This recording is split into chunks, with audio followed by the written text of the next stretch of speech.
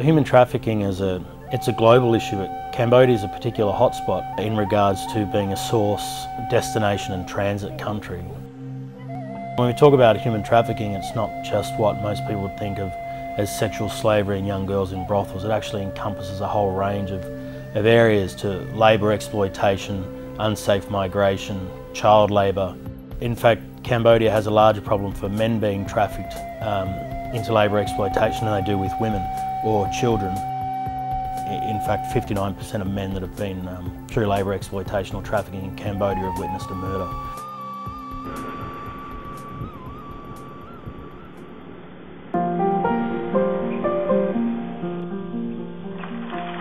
In late 2011, the team that were known as Stop Traffic applied to the RMIT Seeds Investment Fund with two projects that we wanted to activate. One was the Giving Gardens project, and another was called Tek Tek Tuk Tuk, an employment pathway for young men to introduce them into tourism and hospitality skills to combat migration and labour exploitation.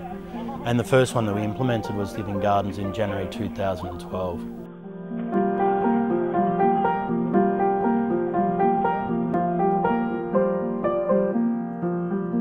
A lot of the traditional farming techniques were lost in the 70s, and now that the Cambodian population is predominantly under 30, they haven't learnt these techniques of how to have double crops during the year.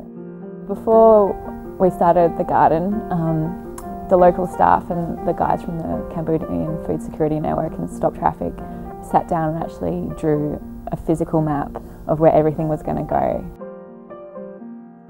The overall aim of the gardens was to actually utilise the plots of land within the shelter, provide vocational skills training for the young women that resided there as well as the staff in low-tech, low-cost, sustainable organic gardening, but also demonstrate through that it could make the shelter more financially viable. So the kitchen of the shelter actually purchases food from the garden at a discounted market rate, and any excess the team actually then hooked them up into supermarkets around the Phnom Penh area to sell the excess produce so they can then raise money.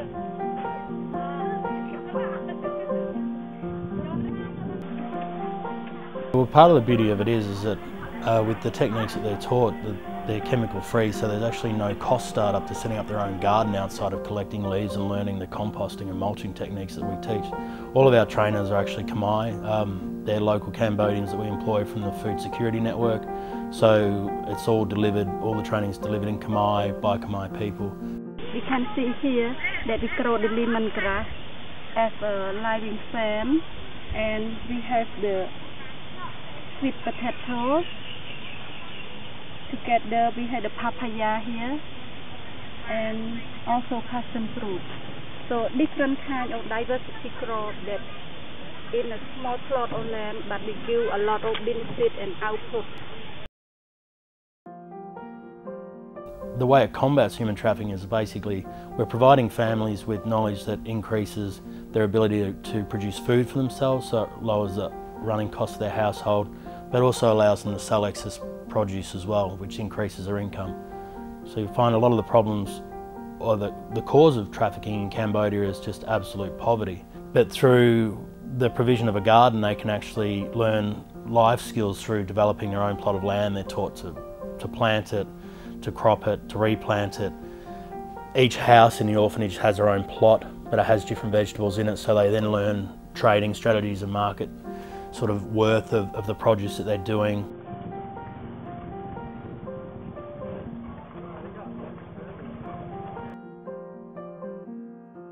One of the key benefits of receiving, I guess, a Kickstarter grant from RMIT Seeds is that it opens so many doors.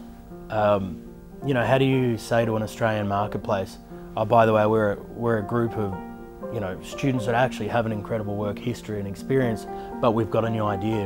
You know, we need you to back it, but we don't have a track record outside of what we've already done. Having a university see an idea and invest in it, particularly for creating change, lends and gives a lot of credibility and weight to what we're doing. It means that, you know, here is an educational institution that has seen something that we see, and allowing us to implement it. And that is one of the biggest hurdles that budding social entrepreneurs come across. They've got a fantastic idea, they're learning how to convey it to people that might not see the same change in what they want to see, but having something like the Seeds program means that it allows other people to go, whoa, okay, if someone else believes in it, then it's safe for us to believe in it as well.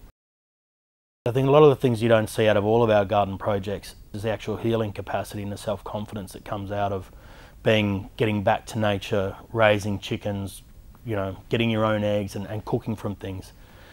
So, you know, the unseen part that you don't get in this is when a child or a beneficiary returns to their community, they can actually have a lot of confidence in their own ability to get on with life and create their own futures.